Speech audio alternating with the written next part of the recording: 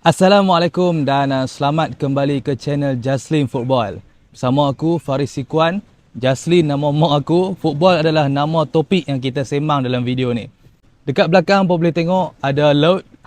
Lah ni aku bersiaran di sebuah pantai yang aku tak sure nama dia. Tapi yang pasti ini adalah negeri Patani di Thailand. Sebelum ni buat video di Sungai Petani. Yang ni dekat Patani pula. So nama mungkin lebih kurang. Tapi jarak dia memang berbeza lah. Jauh gila. Baik, dalam video kali ni kita nak sembang lah mengenai game week ketiga Premier League. Game yang pertama, akhirnya Chelsea berjaya merekodkan kemenangan pertama mereka dalam musim ni. Dan kemenangan pertama untuk Pochettino. Kemenangan Chelsea dekat Stamford Bridge ni menamatkanlah kemarau mereka. Sejak Mac tahun 2022, dalam 8 game dah mereka tak berjaya merekodkan kemenangan dekat stadium sendiri weh. Mesti fan marah gila lah. So yang ni memang betul-betul bounce back lah. Bukan sahaja untuk permulaan musim ni, tapi juga untuk rekod bersih di stadium Stamford Bridge sendiri. Bila tengok Chelsea ni, awal musim ni memang dah mencabar dah. Jumpa Liverpool first game dengan manager baru, player pun baru. Tapi boleh dia seri tu kira okey lah. And then kena hukum dengan West Ham yang aku nampak, sebenarnya West Ham ni padu. Tengok minggu ni, dia menang dengan Brighton. Kena Brighton tu. Bukan kuat mana pun. West Ham lagi kuat.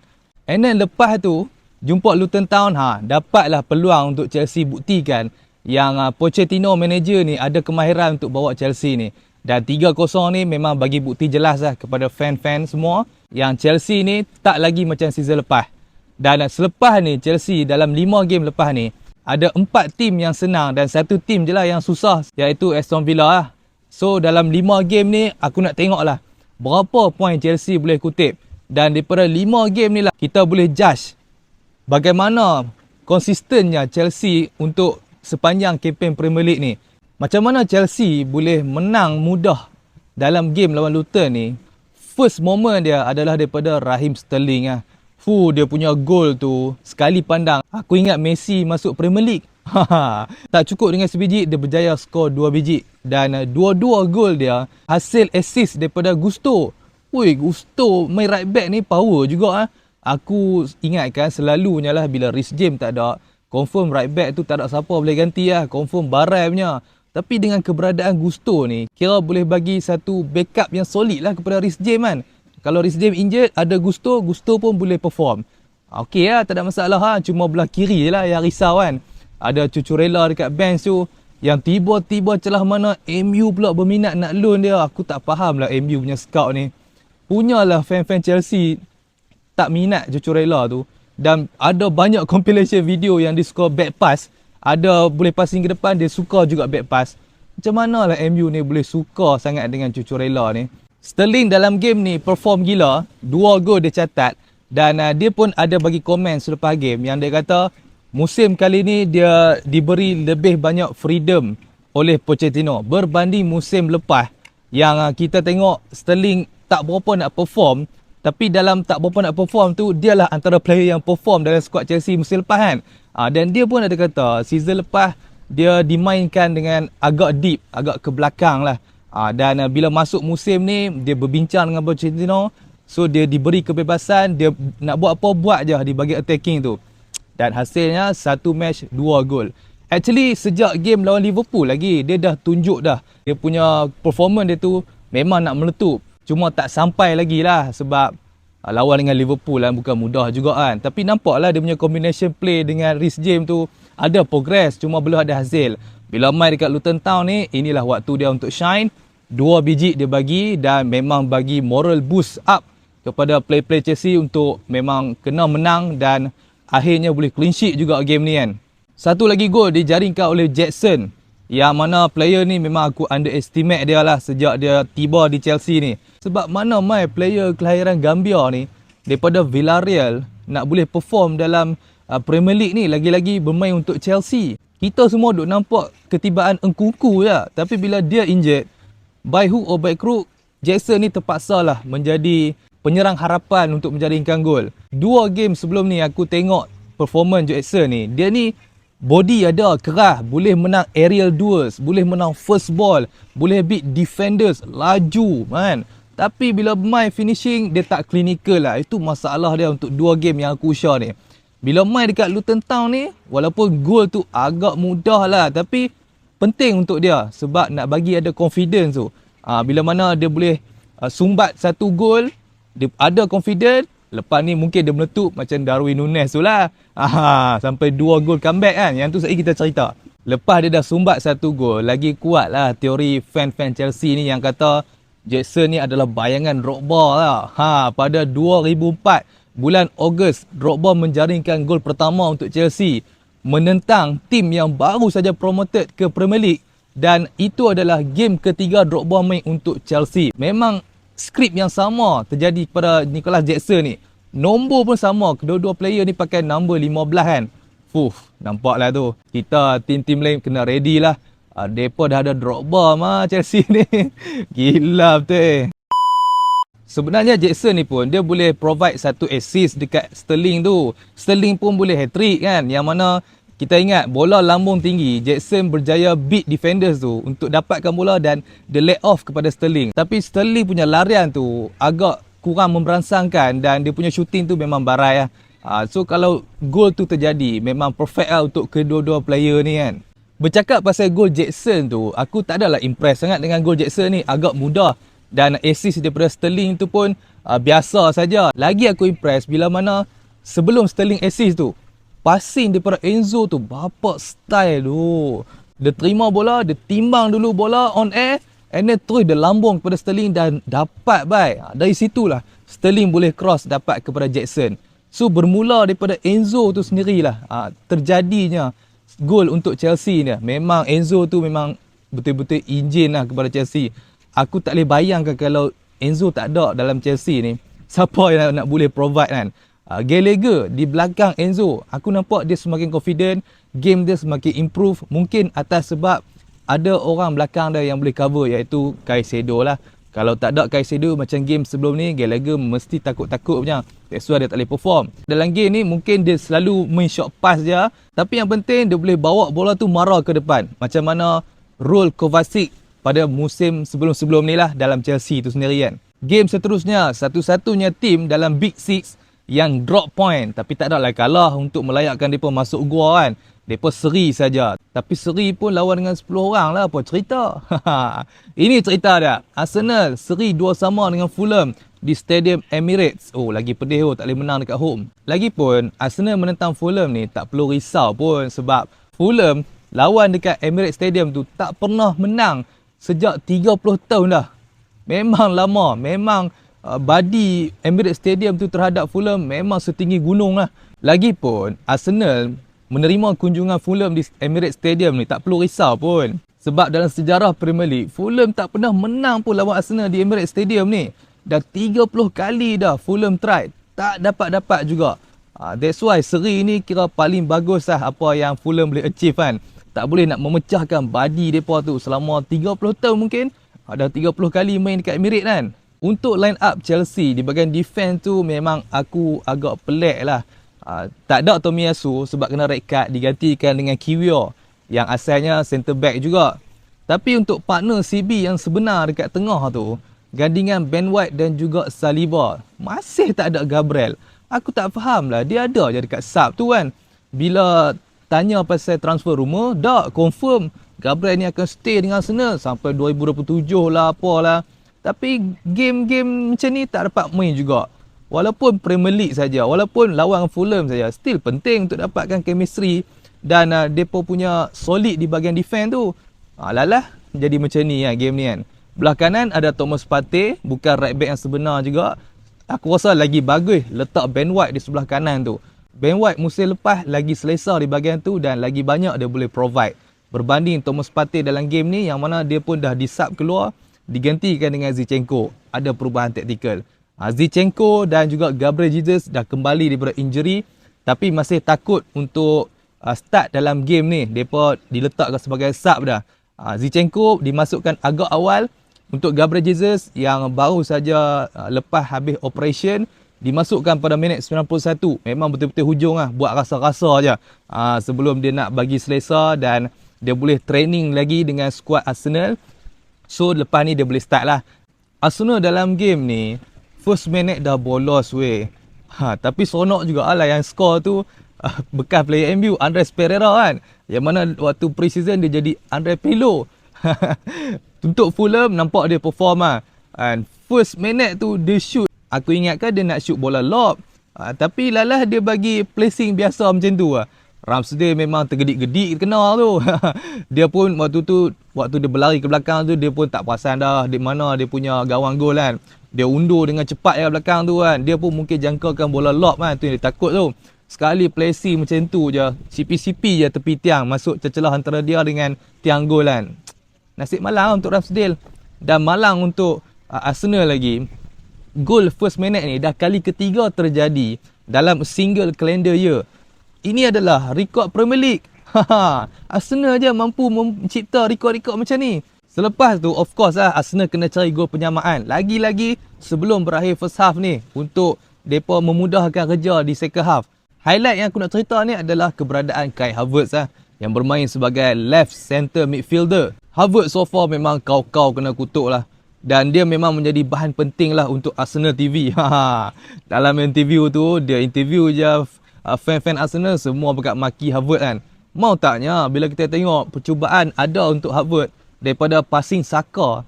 Tapi Havertz bukannya shoot masuk gawang gol, dia passing balik dekat Saka. Aduh, nak miss sweep pula 1-2 depan palang gol tu. And then ada juga klip video di Twitter kan. Martinelli short pass kepada Havertz. Havertz bukan nak terima dan marah depan, tapi dia pas balik ke Martinelli. Martinelli terpaksa patah balik untuk terima bola Havertz tu. Akulah. Ada sikit lah benda positif untuk Havertz ni, yang mana dia boleh assist kepada Odegaard dan Odegaard berjaya skor. Tapi dinafikan lah sebab offside. Offside itu pun Kai Havertz dia tak begitu alert lah dengan lines defense tu.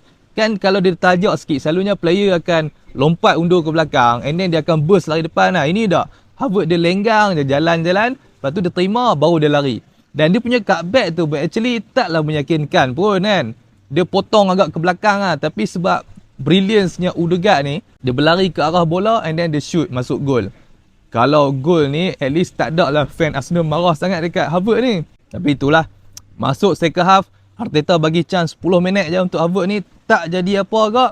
Terpaksalah dia ditukarkan dengan Fabio Vieira. Selepas 10 minit keberadaan Fabio Vieira dalam padang ni, dia dah dapat membantu dah Arsenal ni dengan memenangkan penalti untuk Arsenal.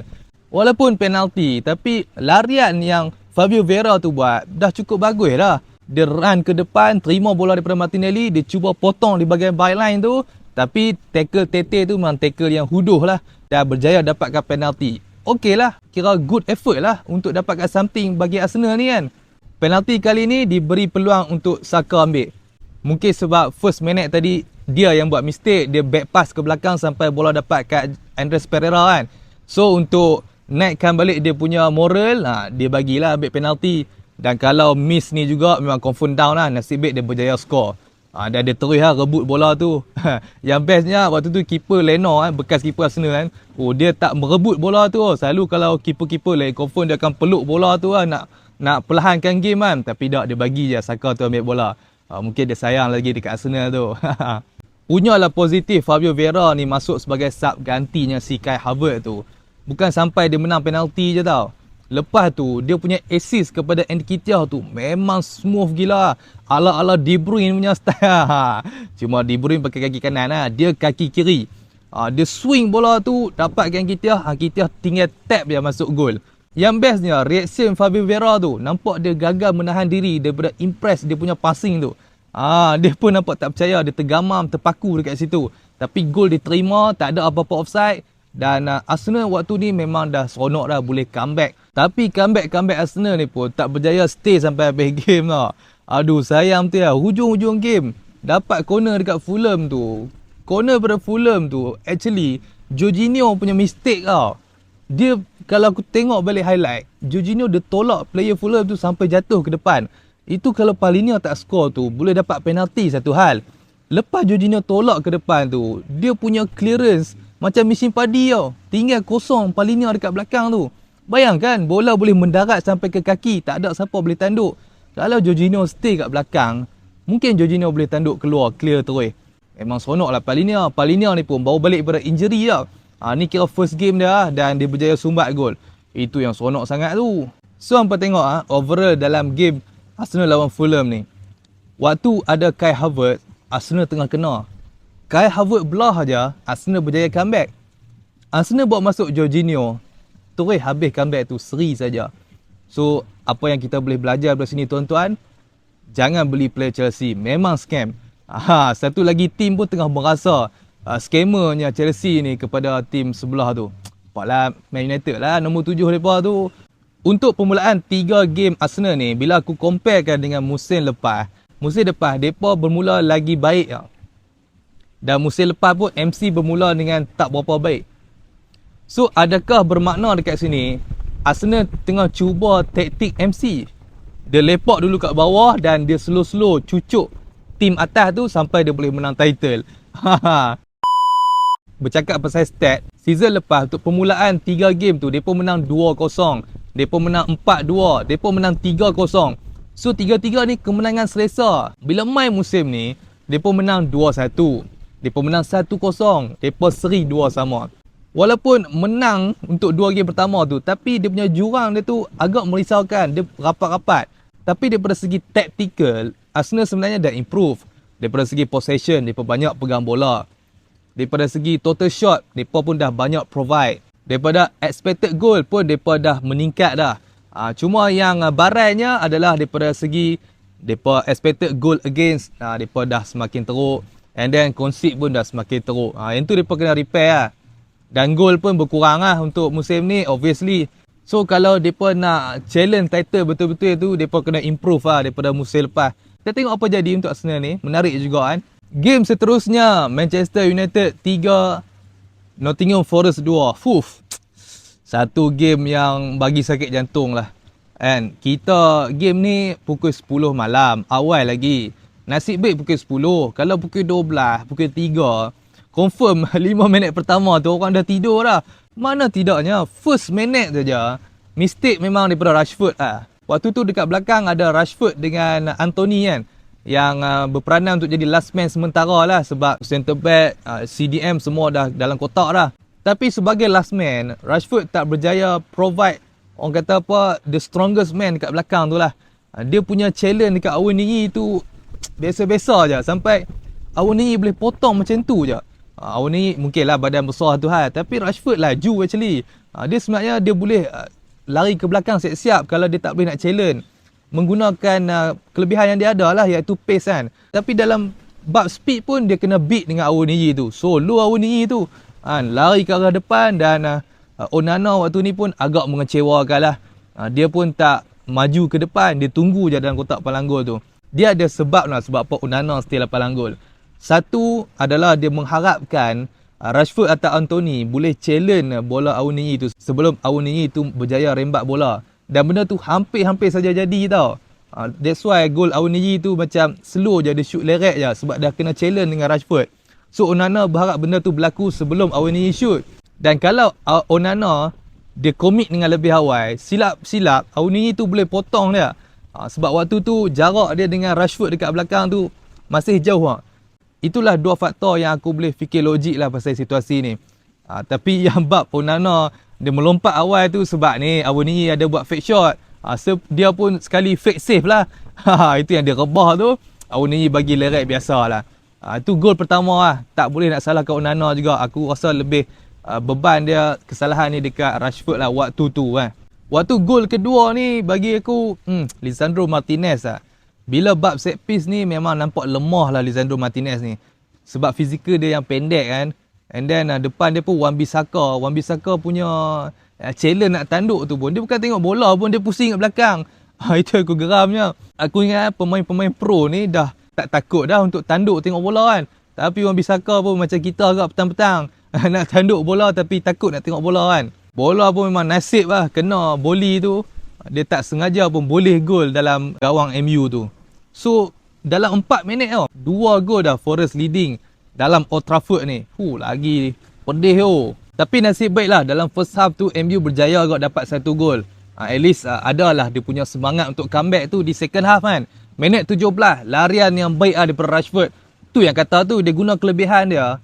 Lagi-lagi dia diberi peranan sebagai left wing balik kan. Dah tak perlu nak main kat striker. Di bahagian yang dia selesa, di bahagian yang dia boleh speed masuk ke byline and then dia cut back saja.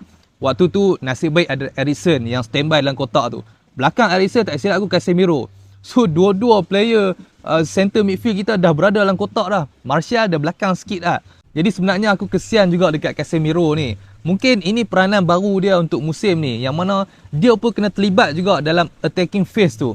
Sebelum ni dia hanya cover di bahagian belakang je. Kira dia destroyer. Dia lah yang paling banyak buat tackle. Dekat bahagian belakang dia standby je. Tapi untuk musim ni memang nampak letih gila dia. Dia kena lari ke depan. Bila kena attack, dia yang kena lari ke belakang. Lepas tu bila ada set piece dia kena duduk dalam kotak waktu corner, waktu free kick. So makin banyaklah kerja Casemiro ni. Padahal umur dah 30-an dah tu. Penat lelah Casemiro ni dapatlah hasil lah untuk dia. 10 minit lepas second half start. Dia berjaya dapatkan gol daripada tandukan Bruno Fernandes. Yang mana kalau kita reverse lagi, ini adalah set piece yang baik daripada Bruno. Dia passing kepada Rashford. Rashford dengan brilliance-nya lock bola masuk, bagi balik dekat Bruno. And then Bruno tanduk bagi Casemiro. Benda-benda set piece yang MU buat ni bagi aku memang nampak improvement lah berbanding musim-musim sebelum ni. Yang mana bila main set piece je tak pernah-pernah MU ni score. So bila mereka create set piece ni dah berjaya jaringkan gol. So nampaklah mereka boleh guna sebaik boleh peluang yang MU ada kan. Tapi itulah satu lagi set piece yang Bruno set up. Waktu tu dekat betul dengan penalty box kan. Mungkin ramai yang jangka Bruno akan shoot terus sebab dekat sangat kan. Tapi sebaliknya Bruno dia passing ke sebelah kiri, iaitu kepada Diego Dalot. Tapi Dalot ni dia tak apa nak alert. Dia terkesima dekat situ sampai bola berlalu pergi je. Dalot ni ditugaskan bermain left back kan, menggantikan Luke Shaw. Luke Shaw injured. So bermainnya Dalot kat sini aku okey je dengan dia sebab dia boleh main sebagai inverted. Cuma daripada segi defensive wise, dia ni tak apa nak alert kadang. Dia terlalu ball watching. Dia tak sedar pun ada player yang buat run belakang dia. So secara defensif dia agak kurang kalau nak bandingkan dengan Wan-Bissaka kan. Wan-Bissaka game ni memang kau improve weh. Daripada segi defending, yang gol kedua Nottingham Forest tu lah mistake dia tanduk tak kena kan. Dia tak boleh nak clear bola tu kan. Tapi overall daripada Wan-Bissaka, defensif dia mantap. Kita memang dah kenal. Ini daripada segi attacking ni. Ui, gila weh. Celah mana Wan-Bissaka ni berguru sampai boleh dribble dekat depan tu, boleh potong player and then boleh quick pass 1-2 dengan player. Aku rasa dia punya performance lagi better daripada Anthony. Aku geram Anthony ni. Nasib MU dalam game ni memang betul-betul rezeki aku rasa. Sebab berjaya dapatkan penalti daripada larian Rashford sekali lagi yang bijak masuk di bahagian byline tu. Tapi kali ni tackle silap daripada defend Forest dan berjaya bagi penalti lah. Bruno tak ada masalah ambil penalti ni, berjaya skor. Yang bestnya untuk game ni, 3 gol ni dijaringkan oleh 3 midfielders Man United. Untuk bahagian winger, bahagian attacking tak buat gol pun. Rashford okey lah, ada provide assist kan, 2 assist lah kiranya. Tapi daripada belah kanan Anthony ni template je. Dia dapat bola, dia cut inside, dia shoot guna kaki kiri. Itu je kerja dia. Aku tak nampak lebih pun apa yang dia boleh provide kan. Walaupun hang guna template sama, at least kalau macam Robben tu tak ada masalah ada outcome, ada hasil dia. Tapi Anthony ni dia guna template sama, tak jadi apa. Itu yang aku geram tu. Untuk striker MU malam tu, Anthony Martial, aku tak nampak apa-apa benda positif pun daripada Martial ni. Dia masih Martial yang sama kita tengok sebelum ni, yang mana body language dia nampak lemah, tak berapa nak meyakinkan lah kat bahagian depan tu. Dia bermain pun biasa saja, dia passing dengan Rashford. Aku rasa dah tak relevan lah untuk MU. Mungkin MU dah kena fikir lah untuk jual Martial ni. Dan aku ada nampak statement Erik ten Hag kata sebelum berakhir sama transfer window ni dia perlukan 3 player baru lagi. So memang betul lah apa yang Erik ten Hag cakap tu kan. 1 di bahagian centre back, 1 di bahagian midfield, 1 mungkin backup striker untuk Rasmus Højlund ni. Bila mana Højlund tak ada lagi untuk MU, mungkin dijangka lawan Arsenal, mungkin tak sure lagi kan. Memang tak ada siapa yang boleh main di bahagian striker tu dengan baik lah. Game terakhir yang kita nak sembang, game yang paling panas, game yang paling intens, game yang paling dramatik, paling passionate, semua terpaling dalam game ni. Newcastle 1, Liverpool 2. Dengan kekalahan Newcastle ni bermakna dah 8 tahun dah Newcastle cuba untuk menang lawan Liverpool ni, tapi tak dapat juga. Even main dekat home musim ni masih kalah. Musim lepas main dekat home, waktu Newcastle betul-betul on form, waktu Liverpool tengah betul-betul off form, pun tak boleh menang juga lawan Liverpool ni. Apakah rahsia Liverpool ni sampai boleh menjadikan Newcastle ni lauk resepi kegemaran Liverpool ni? Dan dengan kemenangan Liverpool dalam game ni bermakna untuk Jurgen Klopp dah kemenangan ke-11 berturut-turut game Liga bila mana menentang dengan manager Eddie Howe. Ini adalah Premier League record lah untuk Jurgen Klopp sendiri. Berbeza Liverpool bila menentang Bournemouth minggu lepas, dia bermula dengan agak sejuk lah, lambat panas lah. Tapi untuk game ni, kedua-dua tim memang start dan memang panas gila dah. Trent Alexander-Arnold kena tolak jatuh, tapi dia yang dapat yellow. Ini jadi awal-awal game tau. Tapi lepas tu aku baca adalah sebab dia buang bola tu ke tepi kan, nak melambatkan sikit lah game daripada kena counter kan. Sebab member pun tengah terbaring tak habis lagi. So kena yellow satu dekat situ.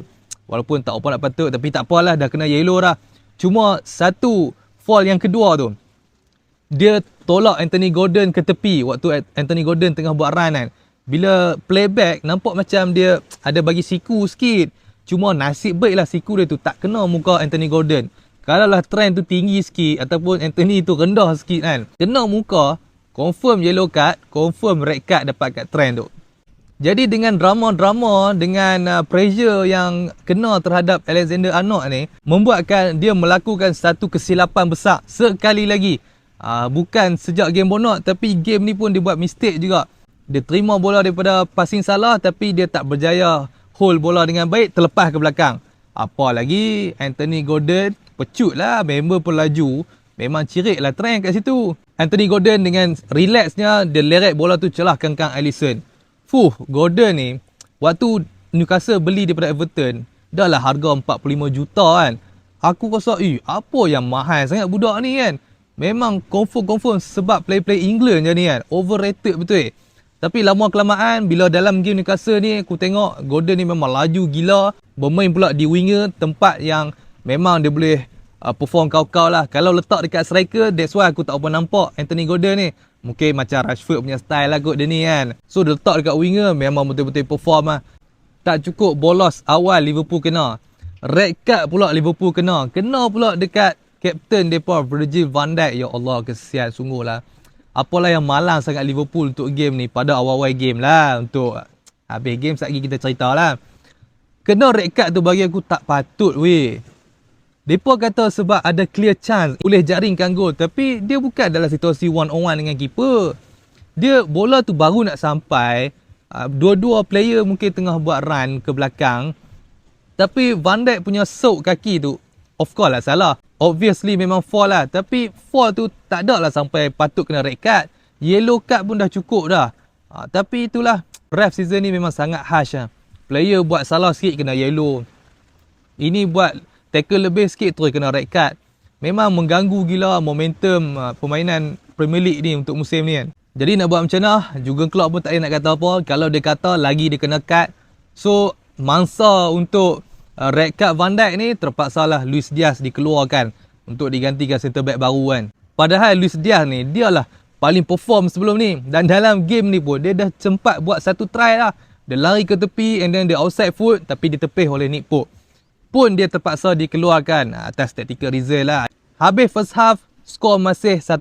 Liverpool masih bertahan daripada kena bolos lagi dan Newcastle pun tak dapat nak manfaatkan lagi. Sampai minit 58 tu, mesti Klopp rasa, tak jadi apa lagi ni. Mungkin Klopp harap boleh dapatkan gol penyamaan tapi tak dapat lagi ni. So dia masukkan dulu Diogo Jota dengan Harvey Elliott. Dua fresh leg untuk bantu di bahagian attacking ni. Sebab Jota ni, waktu ni dia fikir yang Jota ni selalunya super sub. Bila dia masuk, bila dia tengah bertenaga, confirm dia boleh dapatkan gol atau do something bahagian depan tu. Itulah aku kata apa, akal logik daripada Klopp waktu tu kan. Gakpo pula dikeluarkan. Gakpo sayang lah, musim ni dia tak berapa nak perform sangat. Sebelum ni dia diletak di bahagian center midfield, tempat yang dia tak berapa nak gemar main. Dia punya rating di bahagian midfield tu memang barai. Untuk game lawan Newcastle ni letak sebagai striker tapi mungkin tak berapa banyak chance dia ada, so dia tak boleh nak provide apa-apa. Digantikan dengan Jota ni, tapi sayangnya Jota ni tak boleh nak buat banyak benda pun. Sehinggalah minit ke-77. Sebabkan waktu ni Liverpool tak kena gol kedua lagi. Nampak gaya macam tak ada apa yang nak kisah dah. Masuk Darwin Núñez, at least mungkin boleh dapatkan satu gol penyamaan. Hasil dia bukan satu guys. Darwin Núñez seorang saja. Dia buat kerja, dia boleh skor 2 biji weh. Gila power sia. Darwin Núñez berdepan dengan Sven Botman. Waktu first goal tu ada mistake lah daripada Botman, tak dapat nak tahan bola tu dengan baik kan. Dapat kepada Núñez. Yang penting adalah Núñez punya shooting ni betul-betul sharp punya. Betul-betul padu punya. Okey, dapat gol pertama. Gol kedua tu dia guna template yang sama. Dia guna kelebihan dia ada, dia pecut masuk dalam. And then sekali lagi, dia punya shooting tu memang betul-betul well trained lah. Tak macam yang kita nampak sebelum ni. Even ada chance, open chance pun Núñez tak boleh nak score agak. Tapi kali ni dia macam 50-50 lah. Tapi Núñez boleh deliver dengan baik. Kepujian lah untuk dia. Even Erling Haaland pun game sebelum ni bila lawan Newcastle, Haaland tak boleh lepas center back Newcastle ni, Fabian Schär dengan Botman ni. Tapi Núñez boleh tebuk 2 kali tau. So nampak dekat sini Núñez lagi better pada Haaland. Tu dia kenyataan panas sikit. Tak habis dengan Núñez ni, Klopp sampai kipas dia kau-kau. Lepas game dia dah kata comeback Liverpool lawan Newcastle ni lagi better daripada comeback Liverpool lawan Barcelona. Berani sungguh Klopp kata macam tu kan. Berani dia letak level Darwin Núñez tu lagi tinggi daripada Lord Origi tau. Ini bukan membangkitkan kemarahan fan Liverpool saja, malah seantero galaksi. Sebenarnya dalam game Liverpool lawan Newcastle ni secara overall, boleh kata rata-rata player Liverpool semua tak perform. Yang perform hanya 2 orang saja. Yang pertama Darwin Núñez skor 2 biji, yang kedua adalah Alisson. Kalau tak sebab Alisson punya shot stopper pada ujung-ujung game tu, rasa tak jadi cerita-cerita comeback ni. Alright, tamat 4 game saja kita cover untuk minggu ni. Game-game lain macam tak apa nak best je. Mungkin minggu depan ada banyak lagi game best. Kita jumpa lagi dalam video akan datang bersama aku Faris Ikhwan, channel Juststream Football. Jangan lupa subscribe pada yang belum subscribe. Free saja. Assalamualaikum.